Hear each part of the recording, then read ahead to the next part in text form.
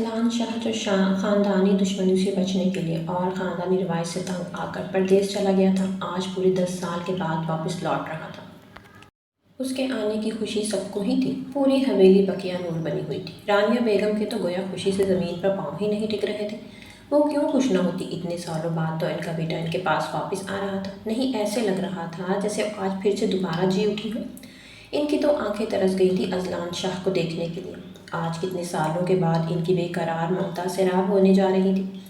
حویلی میں ہر طرف اذلان شاہ کے استقبال کی تیاریاں چل رہی تھیں۔ ان میں ایک ایسی لڑکی بھی تھی جس کی تیاریاں سب سے انوکھی تھیں اور وہ سب سے چھپ کر اپنی تیاریوں میں مصروف تھی۔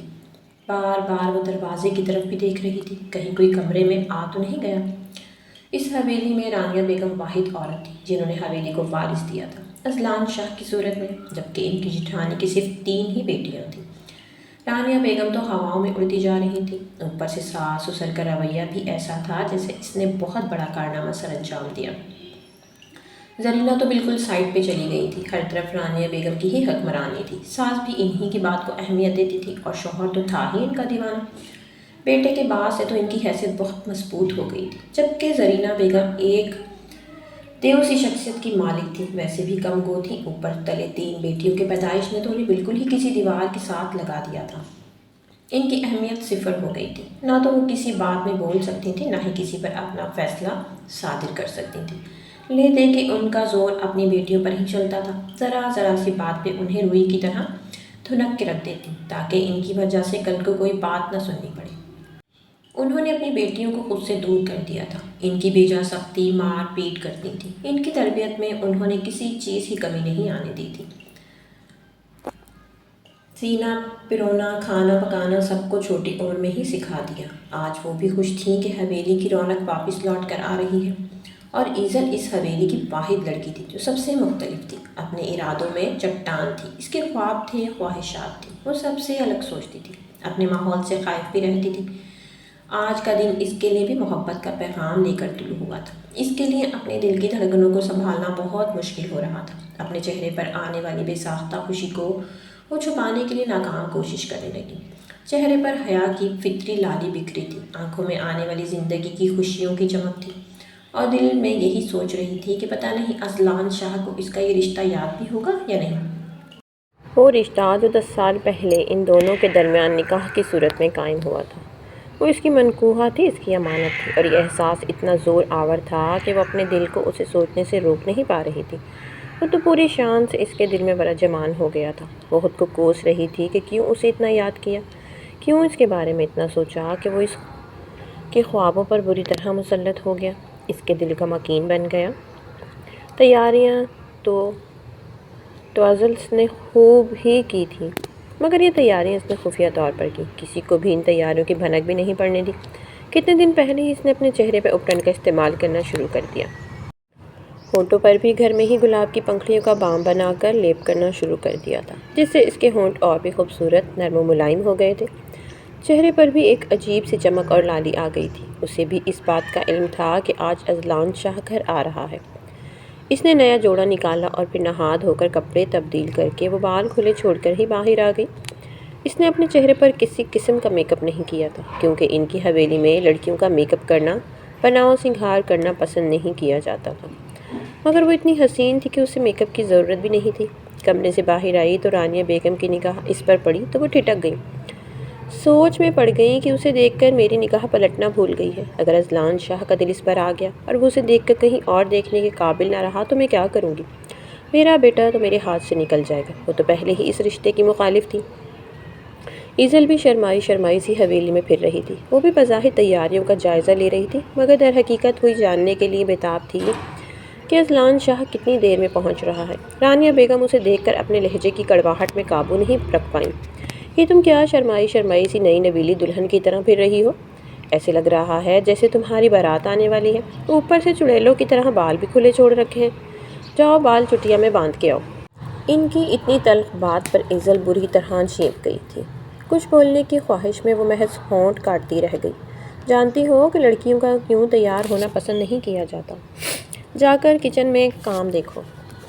شبو نے کھانا تیار کیا ہے یا نہیں؟ وہ اسے حکم دے کر وہاں سے چلی گئی۔ ایزل بھی اپنی چوری پکڑی جانے کی وجہ سے چینپ گئی۔ اپنی ماں کے کمرے میں آئی تو سخت موڈ آف تھا، منہ بسورتے ہوئے ان کی گود میں آ کر لیٹ گئی تھی۔ رانیہ چاچی کو پتہ نہیں مجھ سے کیا مسئلہ ہے، اتنا برا مجھے سمجھتی ہیں، اگر انہیں میں پسند نہیں ہوں تو یہ رشتہ آگے تک کیسے جائے گا؟ زرینہ بیگم نے ایزل کے منہ سے یہ بات سنی تو چونکی۔ کیا مطلب، کیا کہنا چاہ رہی ہو تم؟ آپ دیکھیں نا، 10 سال پہلے تو آپ لوگوں نے خود ہی میرا نکاح اذلان شاہ کے ساتھ کیا تھا، اور اگر میں نے ہلکی پھلکی سی تیاری کر لی تو اس میں کیا برا ہے؟ آخر ہم دونوں کا نکاح ہو چکا ہے، ہم دونوں میاں بیوی ہیں۔ اگر میں اپنے شوہر کے آنے پر تیار نہیں ہوں گی تو کب ہوں گی؟ اور یہ بات رانیہ چاچی کو بہت بری لگی ہے، وہ چاہتی نہیں ہیں کہ ہم دونوں ایک دوسرے کے قریب ہوں۔ اگر ایسی ہی بات تھی تو آپ لوگوں نے میرا نکاح کیوں کیا؟ زرینہ بیگم نے اسے اپنی گود سے اٹھا کر پرے پھینکا، پھر زور کا دھموکا جڑتے ہوئے کہنے لگی، کہا آہستہ بولو، کیا بے شرموں والی باتیں کر رہی ہو؟ اذلان شاہ تمہارا شوہر نہیں ہے، ابھی صرف تمہارا نکاح ہوا ہے، تمہاری رخصتی نہیں ہوئی۔ اپنے آپ کو قابو میں رکھو، لڑکیوں کا اس طرح کھلی دل باتیں کرنا پسند نہیں کیا جاتا، اگر کسی نے سن لیا تو کیا کہیں گے کہ کیسی تربیت کی ہے میں نے تمہاری، سب لوگ تو مجھ پر ہی انگلیاں اٹھائیں گے۔ امی، آپ کیا ساری زندگی لوگوں سے ڈر ڈر کر گزاریں گی؟ ایک جائز بات سے آپ مجھے کیوں روک رہے ہیں، جیسے میں کوئی بہت بڑا گناہ کر رہی ہوں، جبکہ یہ میرا حق بنتا ہے۔ زرینہ بیگم کو اس کا یوں انداز ایک آنکھ بھی نہیں بھایا تھا، جوان ہوتی بیٹی کی یہ حرکتیں انہیں اس کی طرف سے کھٹکنے پر مجبور کر رہی تھیں۔ اگر یہ باتیں کسی اور نے سن لی تو، اس کے دل میں اذلان کی محبت کو جان لیا تو، وہ اپنی دیورانی اور باقی سسرالی عورتوں کو خوب اچھے سے جانتی تھی، جو بات کا بتنگڑ بنانے میں ماہر تھیں۔ وہ ایزل کو ہی ڈانٹنے لگی، خود پہ قابو پاؤ لڑکی۔ ایزل، اگر تمہارے لیے اپنے جذبات پہ قابو پانا اتنا ہی مشکل ہو رہا ہے تو تم کمرے میں ہی رکو، تمہیں اذلان شاہ کے سامنے آنے کی کوئی ضرورت نہیں ہے۔ وہ سختی سے اسے ٹوکتی ہوئی کمرے سے باہر نکل گئی تھی۔ باہر سے شور کی آوازیں صاف سنائی دے رہی تھیں، جیسے لگ رہا تھا جیسے اذلان شاہ واپس آ گیا ہے۔ تبھی تو زرینہ بیگم بھی اس کا استقبال کرنے کے لیے کمرے سے باہر آ گئی تھیں۔ کمرے کا دروازہ انہوں نے دانستہ طور پر بند کر دیا۔ وہ نہیں چاہتی تھیں کہ ان کی بیٹی سے بے قراری میں کوئی ایسی حرکت سرزد ہو جائے جو اسے سب کی نظروں میں مشکوک بنا دے۔ باہر ہونے والے شور شرابے سے ایزل کو اندازہ ہو گیا تھا کہ اذلان شاہ آ گیا ہے۔ تب اس کا دل ایک بار پھر سے بے اختیار ہو گیا، ہاتھوں میں پسینے آنے لگے تھے، چہرے پر گھبراہٹ طاری ہونے لگی تھی، اس کے لیے اپنے پیروں پہ کھڑا ہونا مشکل ہونے لگا۔ مگر کیا کرتی کہ دل اس دشمن جاں کی ایک جھلک دیکھنے کے لیے تڑپ رہا تھا۔ جیسے ہی دروازہ کھولنے کے لیے وہ آگے بڑھی تو دروازہ باہر سے بند تھا۔ اسے یوں محسوس ہوا جیسے اس کی روح کے پھڑپھڑاتے پرندے کو پنجرے میں قید کر دیا گیا ہو۔ کتنی دیر تک وہ دروازہ کھولنے کی کوشش کرتی رہی، مگر زرینہ بیگم دروازہ سختی سے بند کر کے گئی تھی۔ وہ نہیں چاہتی تھی کہ ایزل سب کے سامنے آئے اور اپنے ساتھ ساتھ ان کا بھی تماشا بنا دے۔ اس کی آنکھوں سے آنسو بہنے لگے تھے، وہ دوبارہ سے بستر پر آ کر پھوٹ پھوٹ کر رو پڑی تھی۔ اتنی بے اعتباری اپنے ہی خون پر، اماں رک گئیں تو میں تو اولاد ہوں، انہوں نے خود مجھے پالا ہے، میری پرورش کی، میری تعلیم و تربیت پر کبھی سمجھوتا نہیں کیا، مگر اس کے باوجود بھی انہیں مجھ پر اعتبار نہیں ہے۔ وہ کیا سمجھتی ہیں کہ میں ان کی تربیت پر دھبا لگا دوں گی، ان کی پرورش پر آنچ آنے دوں گی؟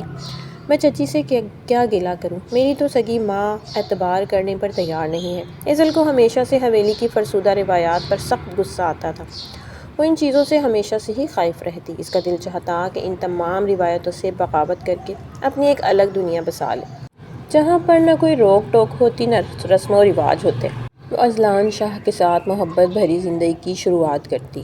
کافی دیر گزر گئی تھی، نیچے سے شور شرابے کی آوازیں مسلسل سنائی دے رہی تھیں۔ سب لوگ ہی بہت خوش تھے، ایک ایزل کی ہی وہاں پر کمی تھی، مگر کسی کو بھی اس کی کمی کا احساس نہیں ہوا تھا۔ اب تو ایزل کو بھوک بھی ستانے لگی۔ اس نے سوچا کہ چلو کھانے کی ٹیبل پر تو اس کا سامنا اذلان شاہ سے ہو ہی جائے گا، کھانے کے لیے تو اسے ٹیبل پر جانا ہی پڑے گا۔ یہ سوچ کر وہ ایک بار دل سے مسکرا دی تھی۔ اپنی آنکھوں سے آنسو پہنچے تھے، مگر اس کا یہ خواب ہی رہا، کیونکہ ملازمہ خود اس کے کمرے میں کھانا لے کر آ گئی۔ ایزل تو حیران پریشان سی اپنی جگہ سے اٹھ کر کھڑی ہو گئی۔ یہ کیا ہے؟ یہ آپ کے لیے کھانا ہے، آپ کی امی نے بھجوایا ہے۔ مگر میں تو کھانے کے لیے ٹیبل پر آ رہی تھی، وہ لاچارگی سے بولی تو ملازمہ نے سر جھکا لیا۔ جیسا مجھے بیگم صاحبہ نے کہا میں نے ویسے ہی کر دیا۔ جاتے جاتے وہ بھی دروازے کو ساتھ لگا کر چلی گئی، مطلب کہ اس نے دروازے کو لاک نہیں کیا تھا۔ ایزل لپک کے کمرے سے باہر نکل کر جا سکتی تھی۔ ایک لمحے میں ہی ساری بھوک اڑنچو ہو گئی۔ نہ جانے کیوں یہ سب لوگ میرے اور اذلان شاہ کے درمیان ظالم سماج بن کر آ گئے۔ اگر میں اس کو دیکھ لوں گی، اس سے بات کر لوں گی تو اس میں کسی کا کیا نقصان ہے؟ وہ تو اپنی ماں کو اپنا دشمن تصور کرنے لگی تھی۔ زرینہ بیگم جب پھر کمرے میں آئیں تو ایک گہری بھرپور نظر اس پر ڈالی تھی۔ تم نے اب محتاط ہو کر رہنا ہے۔ کھانا آج سے تم اپنے کمرے میں ہی کھاؤ گی۔ میں نہیں چاہتی کہ اذلان شاہ کے ساتھ تمہارا سامنا، جب تک تمہاری رخصتی نہیں ہو جاتی تب تک تم اس سے فاصلے پر ہی رہو گی۔ اور خبردار اس کے سامنے آنے کی کوشش بھی مت کرنا۔ تم نہیں جانتی اپنی چاچی کو آخری بات انہوں نے زیر لب بڑبڑاتے ہوئے کہی جبکہ ایزل ماں کو محض دیکھتی رہ گئی تھی۔ زرینہ بیگم کو دوپہر کو کھانا کھانے کے بعد سونے کی عادت ہمیشہ سے تھی۔ ایزل اب ماں کے سونے کا انتظار کرنے لگی تھی۔ جب ان کے خراٹے کمرے میں گونجنے لگے تو وہ کمرے سے نکل کر باہر آ گئی۔ سیڑھیوں پہ کھڑی ہوئی تو نیچے سے شور شرابہ صاف سنائی دے رہا تھا۔ سب لوگ ہی خوش گپیوں میں مصروف تھے۔ تبھی اسے اپنی چچی کی آواز سنائی دی تھی۔ ان کی باتوں سے اندازہ ہوا کہ اذلان شاہ اپنے دوستوں کے ساتھ جا رہا ہے، رات کو واپس آئے گا۔ وہ اسے کہنے لگی کہ رات کو جلدی گھر آ جانا، تمہارے ساتھ میں نے بہت سی باتیں کرنی ہیں۔ اذلان شاہ کہنے لگا 2 بجے تک تو وہ پارٹی ختم ہونی ہے جو میرے دوستوں نے میرے آنے کی خوشی میں دی ہے، اس کے بعد ہی میں آؤں گا۔ تب اس کی بات سن کر ایزل کا دل بھی یوں اچھلنے لگا تھا۔ سب کے سامنے اذلان شاہ کو دیکھنے کا، اس سے ملنے کا تصور الگ تھا، اور تنہائی میں ملنے کا تصور ہی اسے گدگدا گیا تھا۔ یہ بات وہ بہت اچھے سے جانتی تھی کہ حویلی کے سب لوگ تو 10 بجے ہی گہری نیند سو جاتے ہیں۔ اس کے بعد کوئی بھی اپنے کمرے سے باہر نہیں نکلتا، اور 2 بجے تک تو سب لوگ گہری نیند میں مدہوش ہوں گے۔ کسی کو کہاں ہوش ہوگا کہ ایزل اذلان شاہ کے انتظار میں جاگ رہی ہے۔ یہ وقت بہترین تھا اذلان شاہ پر اپنے رشتے کو آشکار کرنے کا، اس سے اپنے دل کی بات کرنے کا، اس کے اپنے بارے میں خیالات جاننے کا کہ وہ ایزل کے بارے میں کیا سوچتا ہے۔ کیا وہ بھی ایزل سے اتنی ہی محبت کرتا ہے جتنا ایزل اس سے کرتی ہے، یا پھر یہ ایزل کا محض وہم ہے؟ جانتی تھی کہ جو وہ کر رہی ہے وہ غلط ہے۔ اس کی ماں اسے بہت بے عزت کرے گی۔ اگر کسی اور کو یہ بات معلوم ہوئی تو نہ جانے کیا ہو جائے گا۔ مگر اس وقت تو کچھ بھی سوچنے سمجھنے پر تیار نہیں تھی۔ وہ ان ساری رسم و رواج سے بغاوت کرنے پر تلی ہوئی تھی۔ وہ جانتی بھی تھی کہ جو لڑکی اس قبائلی روایت سے منہ موڑتی ہے، ان کو توڑتی ہے، تو اس کا انجام کیا ہوتا ہے۔ مگر محبت میں وہ ہر انجام کو بھگتنے کے لیے، ہر مصیبت کا سامنا کرنے کے لیے تیار تھی۔ شاید محبت انسان کو اتنا ہی بہادر بنا دیتی ہے۔ وہ اب بے صبری سے رات کا انتظار کر رہی تھی۔ زرینہ بیگم محتاط نظروں سے اسے دیکھ رہی تھی۔ ایزل کا اندازہ انہیں بتا رہا تھا کہ اس کے دماغ میں کچھ چل رہا ہے۔ تبھی تو وہ اس کی طرف سے مشکوک ہو گئی تھی۔ رات کو بھی جب اسے کمرے میں ہی کھانا پڑا تو اس کی آنکھیں آنسوں سے لبریز ہو گئیں۔ اب نہ جانے کب تک اسے اپنے ہی گھر میں یوں قیدیوں کی طرح رہنا پڑے گا۔ وہ پھر حویلی کے روزمرہ روٹین کے مطابق سب لوگ یہ 11 تک کی نیند میں کھو گئے تھے۔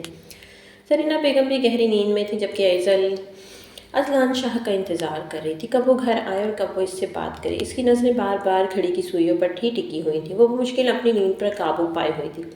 محبوب سے ملاقات کا سرور ہی ایسا تھا جو اسے ہر چیز کو بھلائے دے رہا تھا۔ اور پھر جیسے ہی گھڑی نے 1 کا ہندسہ پار کیا تو ایزل کا دل بھی گویا پر لگا کر اڑنے لگا۔ ایک ایک لمحہ اس پر بھاری ہو رہا تھا۔ ایسے لگ رہا تھا جیسے گھڑی کی سوئیوں کی رفتار سست ہو گئی ہو۔ صدیوں کے برابر یہ لمحات بیتنے لگے۔ 2 بجنے سے چند منٹ پہلے ہی وہ اپنی جگہ سے اٹھ کھڑی ہوئی۔ آہستہ قدموں سے چلتے ہوئے وہ کمرے سے باہر نکلی تھی۔ ایک طائرانہ نگاہ اس نے آئینے پر ڈالی تھی، اپنے بال سنوارے تھے، دوپٹہ سیٹ کیا تھا۔ حیا کی فطری لالی نے اس کے چہرے کو انگنت رنگ بخش دیے تھے۔ اب یوں اسے ہار سنگھار کی ضرورت ہی محسوس نہیں ہو رہی تھی۔ اس وقت وہ چلتے چلتے اذلان شاہ کے کمرے میں آ گئی تھی۔ کمرے کو بہت خوبصورتی اور نفاست سے آراستہ کیا گیا تھا۔ ہر ایک چیز اپنی درست جگہ پر ہی معلوم ہو رہی تھی۔ ایسے لگ رہا تھا جیسے اذلان شاہ بھی اپنے کمرے میں نہیں آیا۔ آتے ہی سب نے اسے گھیر لیا تھا۔ سب لوگوں سے باتیں کی جا رہے تھے۔ آخر کو اتنے ٹائم کے بعد جو تفصیلی ملاقات ہوئی تھی، اور پھر جب اذلان شاہ کی گاڑی کی آواز سنائی دی تو ایزل کا دل جیسے اچھل کر حلق میں آ گیا تھا۔ اس پر ایک ایک پل بہت بھاری بن کر گزر رہا تھا۔ وہ گویا اس کے اپنی طرف بڑھتے ایک ایک قدم کو گننے لگی۔ جب کمرے کے باہر قدموں کی چاپ سنائی دی تو اس کا دل تیزی سے دھڑکنے لگا۔ یہ قدم اسے اپنے دل پر پڑتے ہوئے محسوس ہو رہے تھے۔ دروازہ کھلا۔ سب سے پہلے اذلان شاہ کی تیز قیمتی کولون کی مہک نے ایزل کو اپنا احساس دلایا۔ یہ خوشبو اپنی سانسوں کے ذریعے سے دل میں اتارنے لگی تھی۔ اس نے لرزتی پلکوں کے ساتھ اذلان شاہ کی طرف دیکھا تھا۔ کیا کچھ نہیں تھا اس کی آنکھوں میں۔ اس کی آنکھوں میں اذلان شاہ کے لیے جذبات، محبت، انتظار، انگنت خواب، آنے والے مستقبل کے حوالے سے خوبصورت لمحات مقید تھے۔ کہیں کہیں اندیشے بھی تھے کہ کہیں وہ اپنی محبت کو کھو نہ دے، امید کے جگنو بھی تھے کہ وہ اس کی طرف محبت کا ہاتھ ضرور بڑھائے گا۔ مگر اذلان کی آنکھوں میں صرف سرد تاثرات تھے۔ وہ حیرت سے ایزل کو دیکھے جا رہا تھا، جبکہ ایزل تو سر سے لے کر پاؤں تک جذبات اور احساسات سے گندی ہوئی تھی۔ اس کے دل میں محبت کا سمندر ٹھاٹھے مار رہا تھا۔ اپنی جگہ سے اٹھ کر کھڑی ہو گئی تھی، اذلان شاہ کو دیکھتے ہوئے اپنی پیاسی نظروں کو سیراب کرنے لگی۔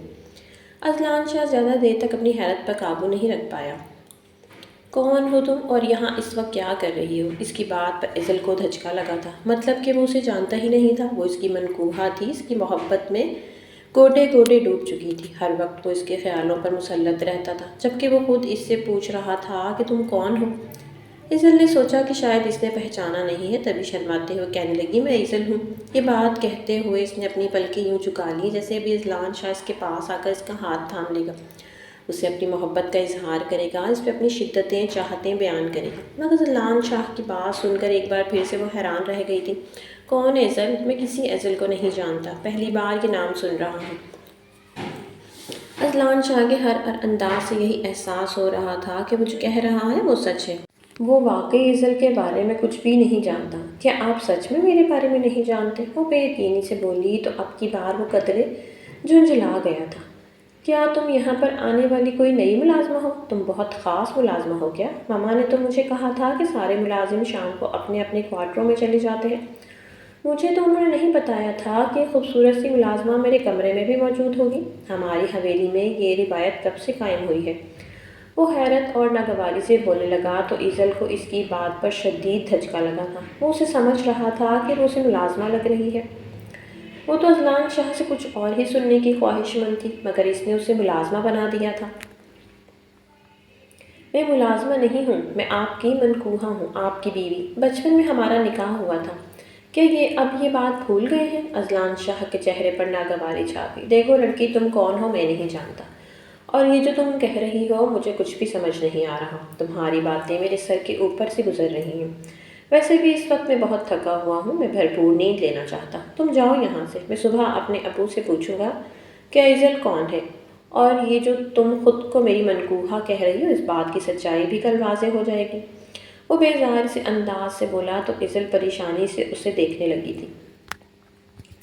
اسے وہیں پر جمع دیکھ کر وہ ایک بار پھر سے اپنا سر تھام کر رہ گیا۔ دیکھو میرے آگے پیچھے بہت سی لڑکیاں پھرتی ہیں، میری نظریں التفات کے لیے ترستی ہیں، دوستی کرنے کے لیے منتیں کرتی ہیں۔ بعض لڑکیوں کا یہ دعویٰ ہے کہ وہ مجھ سے شدید محبت کرتی ہیں۔ انہوں نے میرے دل میں اپنی محبت پیدا کرنے کے لیے کیا کچھ نہیں کیا، مگر میں نے کبھی کسی کو نظر اٹھا کر نہیں دیکھا، اور نہ ہی میں ایسی طبیعت کا مالک ہوں۔ بہتر یہی ہے کہ تم بھی یہاں سے چلی جاؤ۔ کل میں اپنے ماں باپ سے پوچھوں گا اور تمہاری سچائی سب کے سامنے آ جائے گی۔ پتہ چل جائے گا کہ تم کتنی سچی ہو۔ اگر ایسی کوئی بات ہوتی تو میرے ماں باپ مجھے اس بات سے بے خبر نہ رکھتے۔ ایزل ٹوٹے دل اور بکھرے خوابوں کی کرچیاں لے کر اس کے کمرے سے باہر نکلی تھی۔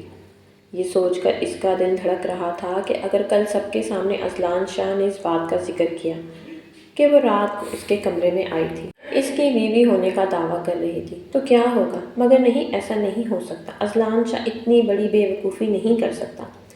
وہ بھلا میرے بارے میں سب لوگوں کو کیوں کر بتائے گا؟ مگر وہ یہ نہیں جانتی تھی کہ جب انسان کا برا وقت شروع ہوتا ہے تو اس کی عقل پر ایسے ہی پردہ پڑ جاتا ہے۔ اس کا برا وقت بھی شروع ہونے والا تھا۔ اگلی صبح جب وہ سو کر اٹھی تو اس کی طبیعت پر کسل مندی سی چھائی ہوئی تھی۔ رات دیر تک اذلان شاہ کا انتظار کرنے اور پھر اس کے بعد رونے کی وجہ سے اس کی آنکھ بہت دیر سے لگی تھی۔ ابھی بھی وہ زرینہ بیگم کے جگانے پر ہی اٹھی تھی۔ کیا ہے اماں، تھوڑی دیر اور سونے دو، زرینہ بیگم کہنے لگی کہ زیادہ بدتمیزی کرنے کی کوئی ضرورت نہیں ہے۔ تم جانتی ہو کہ حویلی میں یہ رواج ہے کہ سب لوگ ٹیبل پر اکٹھے بیٹھ کر ہی کھانا کھاتے ہیں۔ رات کو بھی تمہارے بابا پوچھ رہے تھے، میں نے کل تو تمہاری طبیعت خرابی کا بہانہ بنا کر ٹال دیا تھا، مگر اب انہیں مزید نہیں ٹال سکتی۔ تم بھی میری بات سنو، اذلان شاہ وہاں پر موجود ہوگا، اپنے بے اختیار دل کو قابو میں رکھنا، کسی کو کوئی بات بنانے کا موقع مت دینا، ورنہ میں تمہارے ساتھ بہت برے طریقے سے پیش آؤں گی۔ اب جلدی سے آ جاؤ، کسی قسم کی بدمزگی نہیں ہونی چاہیے۔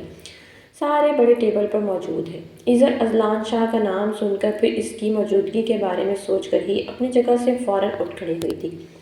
آئینے کے سامنے جا کر اپنا تنقیدی جائزہ لیا تھا۔ فوراً سے کپڑے بدلے تھے اور اب تو اس کی آنکھوں میں ہلکا سا کاجل اور ہونٹوں پہ ہلکی ہلکی لپسٹک بھی لگا لی تھی، اور اس تیاری میں بھی وہ گویا قیامت ڈھا رہی تھی۔ جانتی تھی کہ زرینہ بیگم اس بات پر بھی اسے خونخوار نظروں سے گھوریں گی، اسے ڈانٹیں گی بھی، مگر وہ اس وقت کسی بھی خفگی کو خاطر میں نہیں لانا چاہتی تھی۔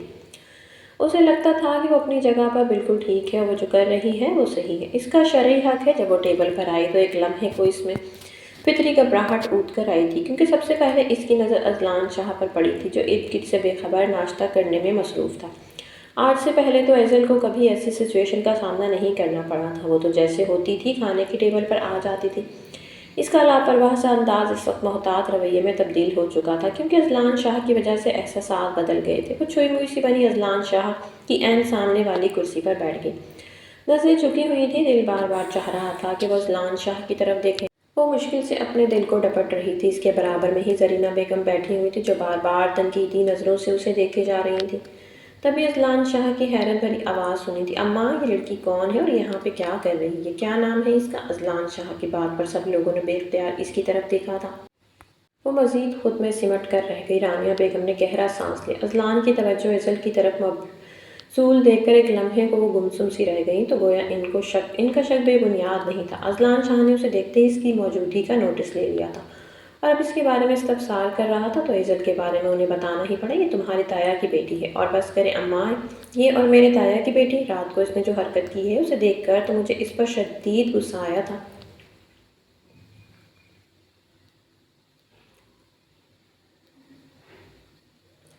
میں سوچ بھی نہیں سکتا تھا کہ میرے تایا کی بیٹی ایسی بھی ہو سکتی ہے۔ بالکل کسی 2 ٹکے کی لڑکی کی طرح اس نے خود کو میرے سامنے بے مول کر دیا۔ اس کی بات پر جہاں رانیہ بیگم کے چہرے پر فاتحانہ مسکراہٹ آئی تھی، وہیں پر زرینہ بیگم کا سر بھی جھک گیا تھا۔ انہوں نے قہر بھری نظر ایزل پر ڈالی تھی۔ اس کی بے خبری میں ایزل نے فائدہ اٹھا کر اذلان شاہ کے کمرے میں پہنچ گئی تھی۔ کیا کیا تھا اس نے ایسا؟ ان کا دل ٹوٹ کے ابھرا تھا۔ کیوں اذلان بیٹا، کیا ہو گیا؟ ایسا کیا کر دیا اس لڑکی نے؟ رانیہ بیگم جیسے آگ پر تیل چھڑکنے لگی۔ امی رات کو میرے کمرے میں آئی تھی، مجھے کہنے لگی کہ میں تمہاری بیوی ہوں۔ امی کیا یہ سچ ہے؟ یہ میری بیوی ہے؟ اس کی آنکھوں میں واضح حیرت تھی۔ رانیہ بیگم نے گہری سانس لی۔ یہ بات سچ ہے بیٹا، بچپن میں تمہارا اس کے ساتھ نکاح ہوا تھا، مگر کیا کریں آج کل کی نوجوان نسل کو پتہ نہیں کیا ہو گیا ہے، بے روی کا شکار ہو گئی ہے۔ اچھائی برائی شرم و خیال کو جیسے ہی بھول ہی گئی ہیں۔ اپنی اپنی تربیت کی بات ہوتی ہے بیٹا۔ میں تو کبھی شادی سے پہلے اپنے شوہر کے سامنے آئی بھی نہیں تھی، حالانکہ ہم لوگ ایک ہی گھر میں رہتے تھے۔ میں نے تو انہیں نظر اٹھا کر شادی والی رات ہی دیکھا تھا۔ مجھ میں اتنی کبھی جرأت پیدا ہی نہیں ہوئی کہ ان کے سامنے نظر اٹھا کر بات کروں، ان کے سامنے اپنے رشتے کو جتاؤں۔ بھابھی بیگم نے ایزل کی تربیت اچھی نہیں کی۔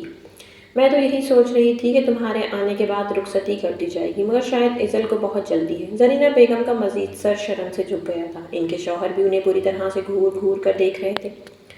باقی سب لوگوں کی نظریں بھی زرینہ بیگم اور ایزل کی طرف تھیں۔ ایزل جو اذلان شاہ کی بات سن کر اپنی جگہ پر سمٹ کر رہ گئی تھی، خوف سے اس کا رنگ زرد پڑ گیا تھا۔ وہ بہت بری طرح سے ڈر گئی تھی، جانے اب کیا ہوگا، مگر جب اس نے اپنی ماں کی بے عزتی ہوتے دیکھی تو وہ خود پر قابو نہیں رکھ پائی تھی۔ چچی اس میں بے حیائی والی کیا بات ہے؟ اگر ایک لڑکی اپنے شوہر کے پاس جاتی ہے، اس سے بات کرتی ہے، تو یہ کوئی قابل اعتراض اور شرم والی بات نہیں ہے۔ بیوی کا شوہر پر اور شوہر کا بیوی پر حق ہوتا ہے، دونوں ایک دوسرے کا لباس ہیں۔ آپ مجھے کوئی ایک آیت، کوئی ایک ایسی حدیث بتا دیں جس میں یہ بات لکھی ہو کہ بیوی کا شوہر کے پاس جانا اپنے رشتے کو جتانا معیوب ہے۔ اس کے 2 ٹوک انداز پہ سب لوگ اسے دیکھنے لگے تھے۔ اذلان شاہ بھی اسے دیکھنے لگا تھا۔ یکدم اس کا چہرہ غصے سے سرخ پڑا تھا۔ وہ سوچ بھی نہیں سکتا تھا اس گھر میں رہنے والی اونچی دیواروں کے پیچھے مقید لڑکی اس کی ماں کے سامنے اس قدر زبان بھی چلا سکتی ہے، جبکہ رانیہ بیگم تو باقاعدہ اپنے گال پیٹنے لگی تھی۔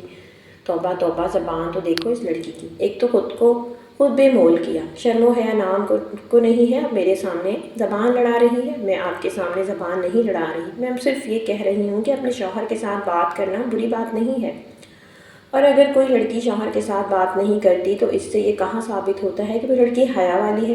ہو سکتا ہے اس کے دل میں اپنے شوہر کے لیے عزت، قدر اور محبت جیسے جذبات نہ پیدا ہوئے ہوں، تبھی وہ اس سے کھچی کھچی رہتی ہو۔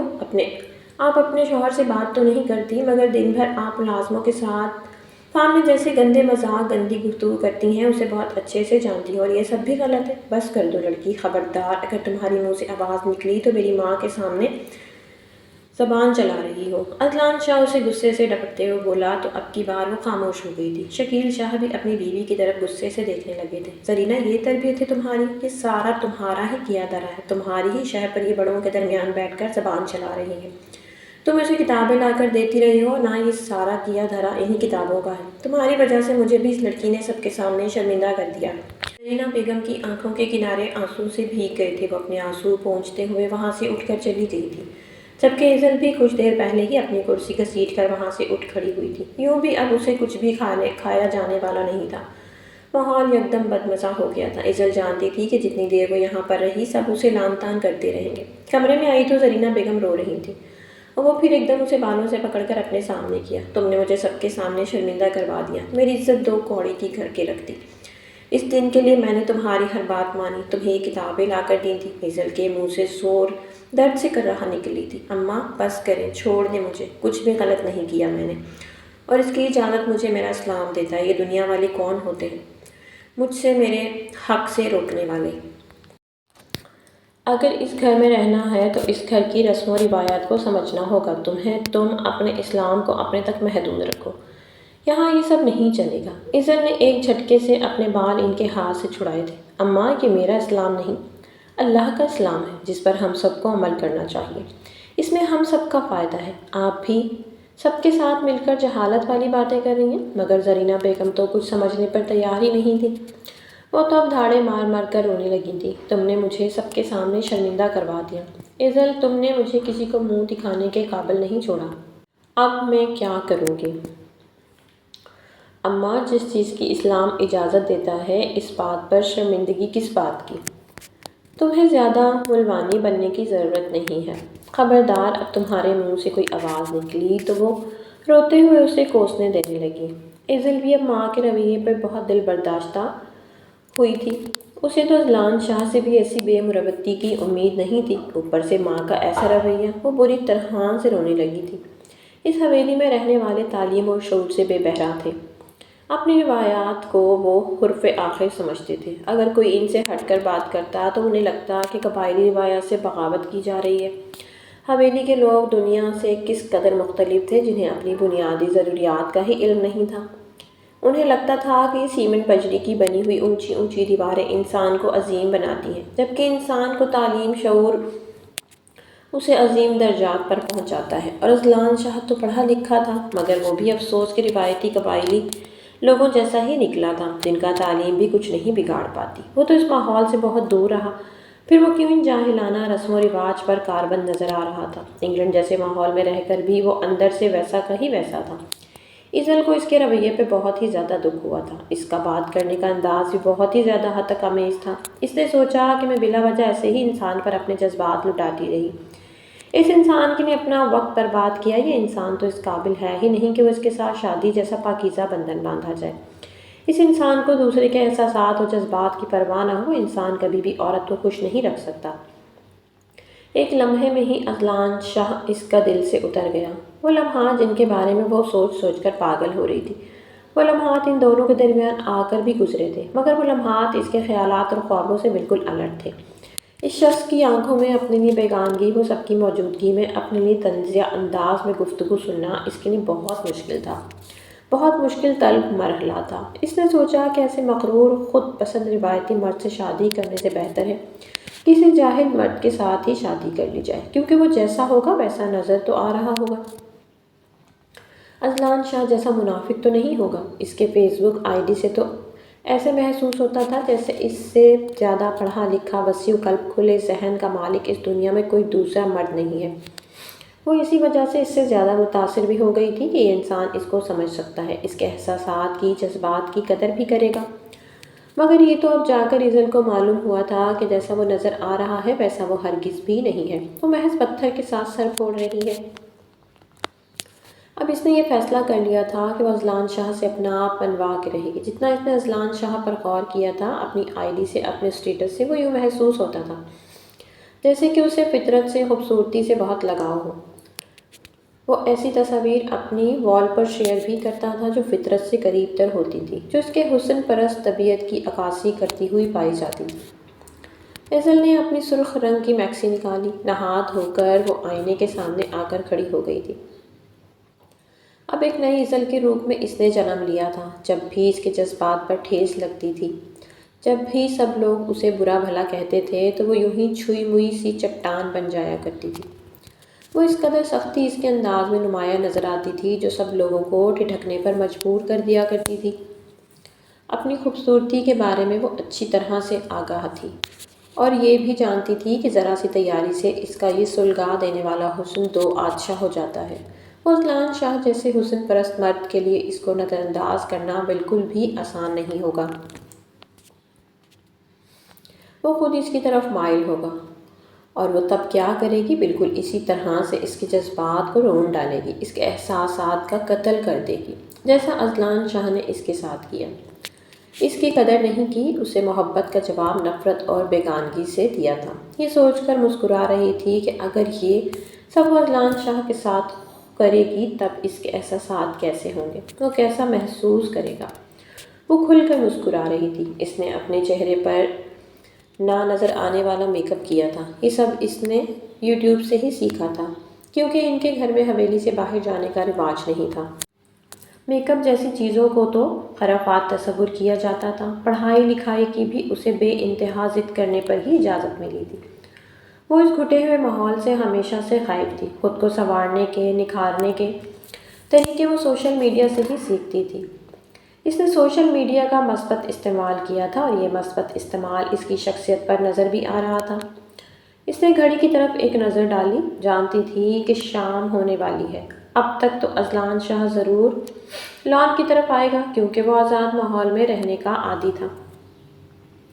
پورا دن تو وہ کمرے میں قید ہو کر ہی نہیں رہ سکتا تھا اور یوں بھی ان کی روٹین میں شامل تھا۔ وہ شام کو چہل قدمی کرنے کے لیے کھلی فضا میں ضرور نکلتا تھا۔ ایزل نے اپنا ایک ڈائجسٹ لیا تھا اور پھر ایک تنقیدی نگاہ خود پر ڈالتی ہوئی وہ باہر لان میں آ گئی تھی۔ ایک طرف جھولا لگا ہوا تھا اور یہ جھولا اس نے اپنی پسند پر اس جگہ پر لگوایا تھا۔ اکثر وہ ناول افسانے اسی جھولے پر بیٹھ کر پڑھتی تھی۔ جب کبھی زرینہ بیگم کی اور رانیہ بیگم کی اس پر نظر پڑتی تو وہ اپنے اپنے انداز میں اسے ضرور ٹوکتی تھی، مگر ایزل ہی کیا جو ان کی بات کو سنجیدگی سے لے لے، ایک کان سے سن کر دوسرے کان سے نکال دیا کرتی تھی۔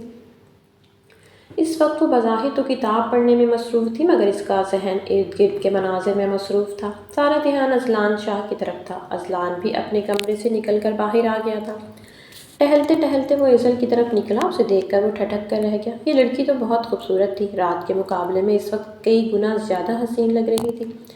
رات کو اس پر نیند بھی طاری تھی، کچھ وہ اسے ملازمہ بھی سمجھا تھا، جب بھی اسے قابل غور نہیں جانا، مگر اب اس کا انداز، اس کا حسن اسے اپنی طرف مائل کر رہا تھا۔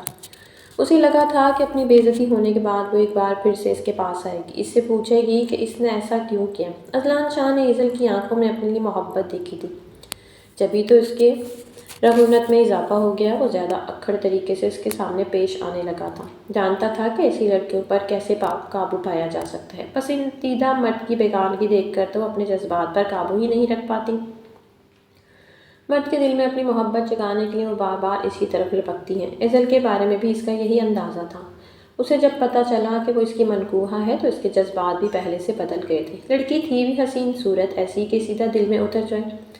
اب وہ دلچسپی سے اسے دیکھ رہا تھا۔ ایزل کو اپنے چہرے پر اذلان شاہ کی نظروں کی تپش کا احساس ہو رہا تھا، مگر وہ اپنے جذبات پر قابو پاتے ہوئے نگاہیں کتاب پر مرکوز کیے ہوئی تھی، جان بوجھ کر اسے نظر انداز کر رہی تھی، کیونکہ وہ جانتی تھی کہ اذلان شاہ جیسے انسان کو کیسے قائل کرنا ہے، کیسے اس کی غلطی کا احساس دلانا ہے۔ وہ بھی حیران تھا، اس کے پاس آ گیا تھا، سوچا کہ شاید پاس جاؤں گا تو تب وہ کچھ بولے گی، مگر اس کی مسلسل خاموشی سے وہ جھنجھلانے لگا تھا اور پھر خود ہی یہ خاموشی کا سلسلہ اس نے توڑا۔ کیا ہوا ہے؟ تم یہاں پر اس طرح سے کیوں بیٹھی ہوئی ہو؟ دلچسپی سے اسے سر سے لے کر پاؤں تک دیکھتے ہوئے اس سے پوچھا۔ ایزل نے اس کی آواز پر یوں چونک کر دیکھا جیسے ابھی اس کی آمد کے بارے میں آگاہ ہوئی ہو۔ کیوں؟ یہاں پر میرے بیٹھنے پر پابندی ہے کیا؟ مجھے ہمیشہ اپنے کمرے میں قید ہو کر رہنا چاہیے۔ اس کا انداز ہی بالکل بدل گیا تھا۔ کہاں تو وہ رات کی چھوئی موئی سے جذبات میں گندی ہوئی ایک دو چیزاں معلوم ہو رہی تھی اور کہاں بکھری ہوئی شیرنی لگ رہی تھی، آنکھوں سے بھی گویا شعلے نکل رہے تھے۔ اس کا انداز تو اذلان شاہ کو بھی ٹھٹکا گیا تھا۔ اس حویلی میں رہنے والی لڑکی کے ایسے انداز و اطوار، وہ تو اش اش کر اٹھا۔ تمہیں بات کرنے کی تمیز نہیں ہے؟ صبح بھی تم نے بدتمیزی کی اور اب پھر سے بدتمیزی کر رہی ہو۔ اذلان شاہ غصے سے بولا تو کتاب بند کر کے اپنی جگہ سے اٹھ کھڑی ہوئی تھی۔ اور کیسے بات کرنی چاہیے مجھے آپ سے؟ صبح جو کچھ آپ نے میرے ساتھ کیا، کیا وہ صحیح تھا؟ اذلان شاہ اس کی بات پر گہرا سانس لے کر رہ گیا تھا۔ لبوں پہ مسکراہٹ بھی آ گئی تھی، گویا وہ صبح والے رویے پر اس سے ناراض تھے اور اپنی ناراضگی جتا بھی رہی تھی۔ وہ دلچسپی سے اسے دیکھنے لگا تھا۔ تمہیں کون سا جانتا تھا کہ تم سچ کہہ رہی ہو؟ مجھے تو یہ لگا تھا کہ تم ایک ملازمہ ہو۔ اس کے بات پر تو ایزل کے تن بدن میں آگ ہی لگ گئی تھی۔ بہت خوب، آپ نے تو سیدھا مجھے ملازمہ ہی بنا دیا۔ چلیں، اگر آپ کو میں اتنی ہی بری لگتی ہوں، میری موجودگی آپ کے لیے قابل برداشت ہے تو ٹھیک ہے، ہمیں اس بات کو ختم کر دیتے ہیں۔ آپ اپنے راستے پر، میں اپنے راستے پر۔ ویسے بھی مجھے ایسے رشتے کی کوئی ضرورت نہیں جس کو قبول کرنے کے لیے، اپنانے کے لیے آپ کو اپنی ماں کی اجازت درکار ہوگی۔ کیا کہا تم نے؟ تم یہ رشتہ ختم کرنا چاہتی ہو؟ اذلان کو گویا اپنی سماعت پر شبہ ہوا تھا۔ جی بالکل، میں یہ رشتہ ختم کرنے کی بات کر رہی ہوں۔ اور ویسے بھی دو ٹوک انداز میں بولی تھی، مگر دل اندر سے کانپ رہا تھا۔ اگر اس نے ہاں کر دی تو، اگر اب رشتہ ختم کر دیا تو؟ نہیں نہیں، ایسا نہیں ہو سکتا۔ دل ہی دل میں کہیں نہ کہیں وہ بھی چاہتی تھی کہ اذلان شاہ اس رشتے کو ختم نہ کرے، مگر اذلان شاہ کی بات پر اس کے حواس اڑنے لگے تھے۔ ٹھیک ہے، میں امی کو جا کے کہتا ہوں کہ یہ رشتہ ختم کر دیا جائے۔ ویسے بھی تمہاری جیسی بدتمیز لڑکی کے ساتھ میرا گزارا نہیں ہے۔ وہ لمبے لمبے ڈگ بھرتا وہاں سے چلا گیا تھا، جبکہ ایزل کو اپنی غلطی کا شدت سے احساس ہوا تھا۔ وہ یہ سمجھتی تھی کہ اذلان شاہ کو بھلا دے گی، اس سے محبت سے منکر ہو جائے گی، مگر نہیں۔ اس کی محبت تو شاید کہیں دور تک پنجے گاڑ چکی تھی۔ اس کو بلانا اتنا آسان نہیں تھا، مگر اپنے آپ کو بہلانا قطعی مشکل کام نہیں تھا۔ وہ آہستہ آہستہ خود کو بہلا سکتی تھی، کیونکہ اذلان شاہ اس کے لیے کسی طرح سے بھی صحیح نہیں تھا۔ وہ خود پسند انسان تھا، وہ اپنے سامنے کسی کو کچھ گردانتا ہی نہیں تھا۔ بھلا ایسا جیسے نازک احساسات والی لڑکی ایسے مرد کے ساتھ کیسے رہ سکتی تھی؟ وہ ایک گہری سانس لے کر رہ گئی تھی۔ اذلان شاہ غصے سے اپنی ماں کے پاس آیا تھا، جو اس وقت کچن میں کھانے کی تیاریاں کروا رہی تھی۔ امی، مجھے آپ کے ساتھ اکیلے میں بات کرنی ہے۔ رانیہ بیگم اس کا غصہ دیکھ کر ٹھٹک کر رہ گئی۔ کیا ہوا ہے؟ کیوں اتنا غصے میں ہو؟ وہ بیٹے کے نازک مزاجی سے اچھی طرح واقف تھی۔ انہیں یہ خدشہ تھا کہ نہ جانے حویلی میں ایسا کیا ہو گیا ہے کہ ان کے نازک مزاج بیٹے کو غصہ دلا دیا، اور کہیں نہ ایسا نہ ہو کہ غصے میں آ کر وہ پھر سے واپس چلا جائے۔ اذلان شاہ کے غصے کا تو کچھ پتہ بھی نہیں چلتا تھا۔ امی، مجھے اس لڑکی سے شادی کرنی ہے، آپ میری رخصتی کرنے کی بات کریں، اور آج ہی بات کریں۔ وہ اپنے لفظوں پر زور دیتے ہوئے بولا تو رانیہ بیگم کھلے منہ سے اسے دیکھنے لگی تھی۔ بالآخر جو ان کا خوف تھا وہ ان کے سامنے آ کر کھڑا ہو گیا تھا۔ مگر بیٹا، مجھے تو لگا تھا تم اسے پسند نہیں کرتے، تمہیں رشتوں کی کوئی کمی نہیں ہے۔ بچپن میں بڑوں نے یہ فیصلہ کیا تھا، تب میں نے بھی ان کے فیصلے کے آگے مجبور ہو گئی تھی۔ میں بھی تمہارے لیے اسٹینڈ نہیں لے سکی تھی، مگر اب نہیں۔ اب میں تمہیں اس لڑکی کے ساتھ اس بندھن میں نہیں بننے دوں گی۔ کوئی اچھی سی لڑکی میں تمہارے لیے لے کر آؤں گی۔ امی، مجھے اس لڑکی سے شادی کرنی ہے۔ بہت اکڑ ہے اس میں، بہت بدتمیز ہے۔ میں اس کی اکڑ نکالنے کے لیے، اس کا دماغ درست کرنے کے لیے اس کے ساتھ شادی کرنا چاہتا ہوں۔ رانیہ بیگم کو اندازہ ہو گیا تھا کہ یقیناً ایزل نے ہی اذلان شاہ کو کچھ کہا ہے، تبھی وہ اتنا غصے میں ہے۔ انہیں اس بات کا خدشہ تھا کہ وہ لڑکی ان کے بیٹے کو ان سے چھین لے گی، اپنی خوبصورتی کے جال میں پھنسا کر ان سے دور لے جائے گی۔ مگر انہوں نے جب اذلان شاہ کی نظروں میں اس کے لیے غصہ دیکھا تو وہ دل ہی دل میں مطمئن ہو گئی تھی۔ یہ لڑکی اپنی بدتمیزی سے اپنا نصیب کھوٹا کر رہی ہے۔ یہ کبھی بھی اذلان شاہ جیسے مرد کے دل میں اپنی محبت پیدا کر ہی نہیں سکتی۔ مجھے اس لڑکی سے کوئی خطرہ نہیں ہے، کیونکہ جذباتی ہے، جذبات میں آ کر یہ کچھ بھی کر سکتی ہے۔ چلو ٹھیک ہے، تمہارے بابا سے بات کرتی ہوں، وہ آج ہی کھانے کی ٹیبل پر تمہاری اور ایزل کی رخصتی کا اعلان کر دیں گے۔ وہ بیٹے کو مسکراتے ہوئے بولی تو ایک دم اذلان کے تنے ہوئے اعصاب ڈھیلے پڑ گئے تھے۔ پھر مسکراتے ہوئے وہاں سے چلا گیا تھا۔ اب میں دیکھوں گا کیسے اکڑ دکھاتی ہے، بہت غرور ہے اسے خود پہ۔ سارا غرور خاک میں نہ ملا دیا تو میرا نام بھی اذلان شاہ نہیں۔ کہاں دیکھا تھا اذلان شاہ نے کسی لڑکی میں یہ رویہ؟ لڑکیاں تو اس کے آگے پیچھے تتلیوں کی مانند اڑتی پھرتی تھیں۔ اس کی ایک نظر دیکھنے کے لیے وہ ترستی تھی۔ وہ ایک یہی لڑکی تھی جو پہلے تو اس کی محبت کی دعوے دار تھی، اور اب کیسے وہ اسے یوں بیگانگی سے پیش آ رہی تھی، جیسے ان دونوں کے درمیان کوئی رشتہ ہی نہ ہو۔ اذلان شاہ کا تنفر کے مارے برا حال ہو گیا تھا۔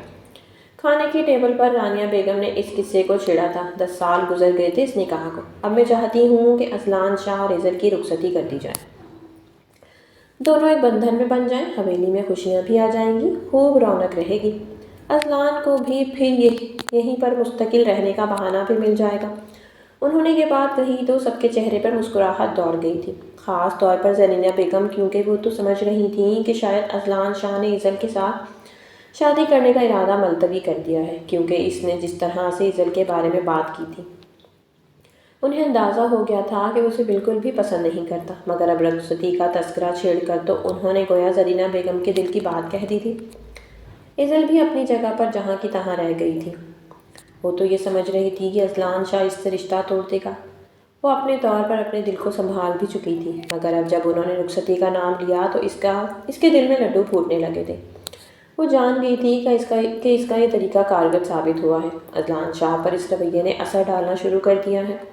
अगर वो उसे अपने सामने झुका कर रखना चाहती है, अपनी अना को बुलंद करना चाहती है, तो उसे इस रिश्ते से इनकार करना होगा। इतना तो उसे अंदाज़ा हो गया था कि अजलान शाह की ज़िद्दी तबीयत कभी भी उसे खुद से दूर नहीं जाने देगी। तभी वो कहने लगी कि मेरी ज़िंदगी का फ़ैसला आप लोग मेरी मर्ज़ी के बगैर नहीं कर सकते। इसकी बात पर सब चौंक कर उसे देखने लगे थे। आज़म ने उठकर खड़ी हो गई। मैं इस रिश्ते से इनकार कर रही हूँ, मुझे ये शादी नहीं करनी, मुझे अजलान शाह में कोई दिलचस्पी नहीं है। और ये रिश्ता आप लोगों ने मेरे बचपन में तय किया था, जब मैं सोचने समझने की सलाहियत से महरूम थी। अब मैं इस रिश्ते से इनकार नहीं कर रही हूँ। आप लोग जहाँ चाहें मेरा रिश्ता तय कर दें, मुझे इस बात से फ़र्क नहीं पड़ता, मगर मैं अजलान शाह से किसी भी कीमत पर शादी नहीं करूँगी। अपनी बात कहकर वहाँ रुकी नहीं थी, अपने कमरे में आ गई थी। सब लोगों को जैसे सांप सूंघ गया था। सब तो ये समझते थे कि वह अजलान शाह के साथ शादी करने के लिए मरी जा रही है। तभी तो रात को खुद ही इसके कमरे में चली गई थी। मगर अब इसकी बात ने सबको सोचने पर मजबूर कर दिया था। रानिया बेगम की आंखों में भी गुस्सा झलकने लगा था। वो ज़रीना बेगम को घूरने लगी। ये तरबियत की है तुमने अपनी बेटी की कि बड़ों के किए गए फैसलों से इनहराफ कर रही है? उसे बता दो कि इसकी शादी तो अजलान शाह के साथ होकर रहेगी, क्योंकि ये फैसला आज से 10 साल पहले तय किया गया था। वो कौन होती है कितनी आसानी से इस रिश्ते को तोड़ने वाली? अजलान शाह भी गुस्से में नजर आने लगा था। मॉम, ये लड़की ज़रूरत से ज़्यादा तेज़ है। अब मैं इसे हर किसी कीमत पर भी नहीं छोड़ सकता। मैं इसे ऐसा मज़ा चखाऊंगा कि ये सारी ज़िंदगी याद रखेगी। मैं उसे हर हाल में अपनाऊंगा। अजलान शाह भी ज़िद पर आ गया था, और जब एक बार वो किसी बात पे ज़िद पर अड़ जाता तो वो अपनी जगह से पीछे नहीं हटता था। ज़रीना बेगम ने कमरे में आने के बाद इज़ल को 2 थप्पड़ रसीद किए थे। ये क्या हरकत की है तुमने? सब लोगों के सामने शादी से इनकार कर दिया। कहाँ तो तुम अजलान शाह के लिए मरी जा रही थी, और कहाँ तुम अब खुद ही इस रिश्ते से इनकार कर रही हो। मैं उसे क्या समझूं, तुम्हारी बेवकूफ़ी या हठधर्मी? ये अब तुम्हारा फैसला बदल गया है। कौन है इस फैसले की वजह? वो उसे मशकूक नज़रों से देखते बोली तो इज़ल का दिल जैसे कट के रह गया था। वो उसकी सगी माँ थी, मगर फिर भी वो न जाने क्यों इसके बारे में इतना गलत समझ रही थी। शायद हवेली के सारे लोग ही ऐसे थे, जो दूसरों को शकी निगाह से देखते थे, मगर अपनी माँ का रवैया उसे हमेशा ही तकलीफ से दो चार कर दिया करता था। जानती थी कि होगा वही जो वो चाहती है, और वो अजलान शाह से शादी करना चाहती थी, मगर उसे सिर्फ इस बात का एहसास दिलाना चाहती थी कि जब किसी की आना को ठेस पहुँचती है तो उसे कैसा लगता है। अजलान शाह को ठेस पहुंचाना तो बहुत ज़रूरी था, वरना तो वो खुद को बहुत ऊंचे मसनद पर बिठाए हुए था। इसके बुत को पाश पाश करने के लिए इज़ल को इसके अलावा और कोई बेहतर तरीका मालूम नहीं हो रहा था। अजलान इसके साथ शादी करने पर जोर दे रहा था। वो किसी तरह भी इस रिश्ते से पीछे हटने पर तैयार नहीं था। इसका कहना था कि वो मेरी मनकूहा है, और अब अगर मैंने उसे छोड़ दूंगा तो मेरी मर्दानगी की तस्दील है। मैं उसे किसी और के हवाले नहीं कर सकता। जबकि इज़ल इसके दो टोक अंदाज में कह चुकी थी कि मुझे तुम में कोई दिलचस्पी नहीं, मैं तुमसे शादी नहीं करना चाहती। तुम ये बात क्यों नहीं समझ रहे कि मुझे तुम पसंद नहीं हो? जितना वो उससे बेजारी का इजहार करती उसे दूर होने की बात कर रही थी। अजलान का दिल इसके लिए हमकने लगा था। वो उसे पाने के लिए मरा जा रहा था। इज़ल के इनकार की परवाह किए बगैर उसे मायूं बिठा दिया गया था।